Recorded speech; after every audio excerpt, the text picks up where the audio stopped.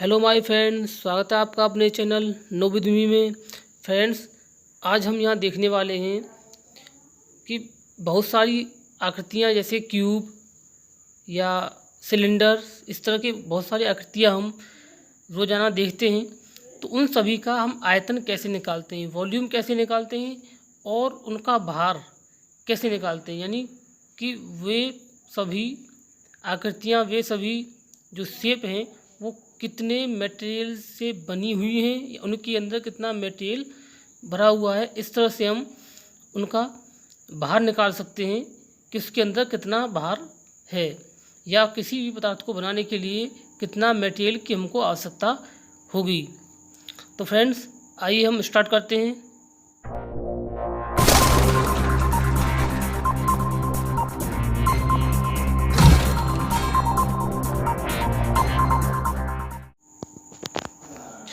देखिए फ्रेंड्स, सबसे पहले हम देखें, हमारे पास एक क्यूब है और इस क्यूब की सबसे पहले मैं आपको बताना चाहूँगा कि किसी भी क्यूब की तीनों भुजाएं, आई थिंक मेरा मतलब है यहाँ पर लंबाई, चौड़ाई और ऊंचाई, तीनों जो माप होती हैं वो बराबर होती हैं। देखिए, जैसा कि इस क्यूब में आपको दिखाई दे रहा है, ये हमारी एक लेंथ है, लंबाई, ये इसकी चौड़ाई और ये इसकी ऊंचाई, तीनों ही यहाँ पर 10-10 सेंटीमीटर की हैं।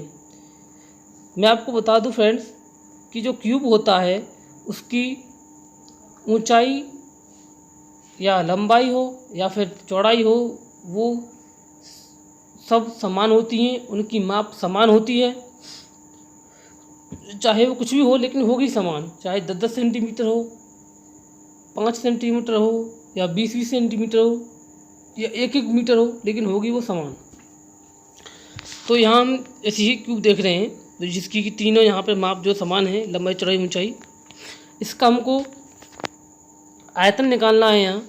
तो उसके लिए हम देखते हैं, देखिए फ्रेंड्स, किसी भी क्यूब का जब आयतन निकालते हैं तो उसका फॉर्मूला होता है लंबाई गुणा चौड़ाई गुणा ऊंचाई, यानी कि L फॉर लंबाई, B फॉर चौड़ाई विड्थ और H फॉर ऊंचाई यानी कि हाइट। इन तीनों का मल्टीपल या प्रोडक्ट हम करते हैं तो हमको वॉल्यूम मिलता है।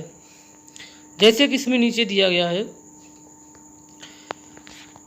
L यानी कि जो हमारी लंबाई है वो 10 सेंटीमीटर है, इसलिए यहाँ पर 10 सेंटीमीटर।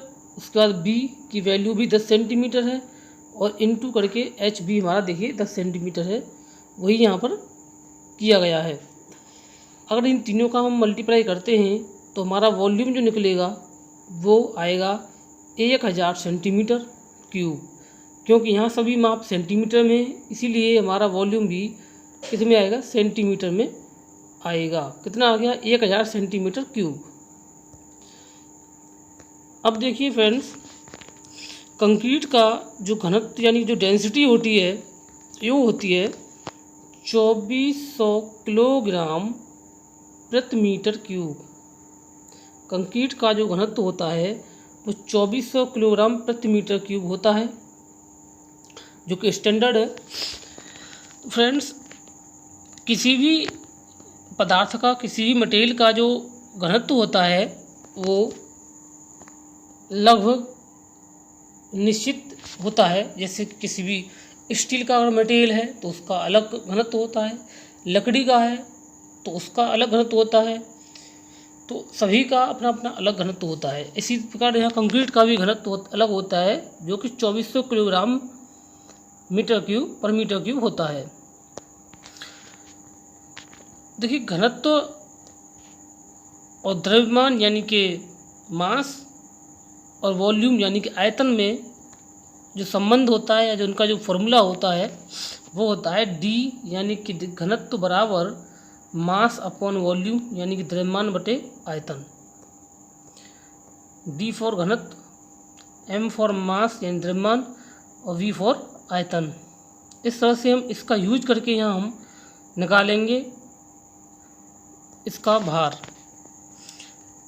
तो यहाँ तो द्रव्यमान निकालेंगे तो m की वैल्यू जब हमें निकालनी होगी तो m को जब हम यहाँ रखेंगे तो v इसके साथ आ जाएगा मल्टीप्लाई में, यानी m इज इक्वल टू हो जाएगा हमारा v इंटू डी, यानी वॉल्यूम इंटू डेंसिटी। जैसा कि हमने वॉल्यूम भी निकाला था 1000 सेंटीमीटर क्यूब, इस 1000 सेंटीमीटर क्यूब जो सेंटीमीटर है उसको मीटर में चेंज करेंगे तो 10 की घात -6 का इसमें मल्टीप्लाई हो जाएगा और ये मीटर में चेंज हो जाएगा, मीटर क्यूब में चेंज हो जाएगा, क्योंकि 1 मीटर में 100 सेंटीमीटर होते हैं। इसलिए जो -2 घात होगी वो 3 बार उसका मल्टीप्लाई होकर के -6 पावर चढ़ेगा।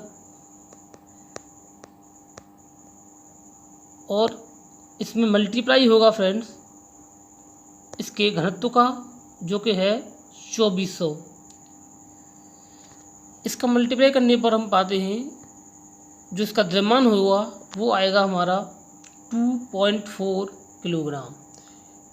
यानी कि अगर हम देखें एक ऐसा घनत्व, एक ऐसा क्यूब जिसकी प्रत्येक भुजा 10 सेंटीमीटर की थी, उसका हम, और वो कंक्रीट का बना हुआ था, उसका बाहर निकालेंगे उसका कितना भार होगा या उसको बनाने में कितना मटेरियल हमारा लग जाएगा, कंक्रीट लग जाएगा, वो होगा हमारा 2.4 किलोग्राम, 2.4 किलोग्राम।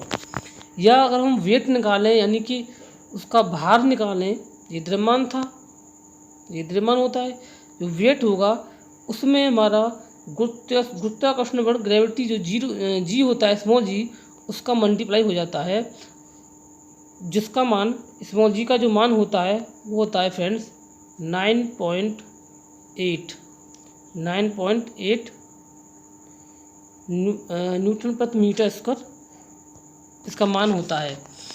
तो फ्रेंड्स जो W होगा, वेट जो हो जाएगा, वो वेट बराबर हो जाएगा हमारा 2.4 यानी कि मास इंटू जी की वैल्यू 9.8, और ये हमारा न्यूटन में चेंज हो जाएगा। इस प्रकार इसका मल्टीप्लाई करने पर हमको प्राप्त होगा W 23.52 न्यूटन, 23.52 न्यूटन।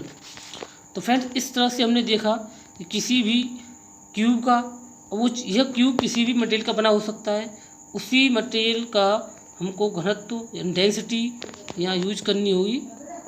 ये यहाँ पर जैसे हमने यूज किए 2400 किलोग्राम प्रति मीटर क्यूब, और इस तरह से हम उसका भार निकाल सकते हैं बहुत ही आसानी से। तो फ्रेंड्स बताइएगा आपको वीडियो मेरा कैसा लगा है, और आपको वीडियो अच्छा लगा है, हेल्पफुल लगा है तो उसे लाइक कीजिए, शेयर कीजिए और चैनल को सब्सक्राइब कर लीजिए, जिससे कि इसी तरह के आने वाली वीडियोज आपको सबसे पहले प्राप्त होते रहें। Thank you friends.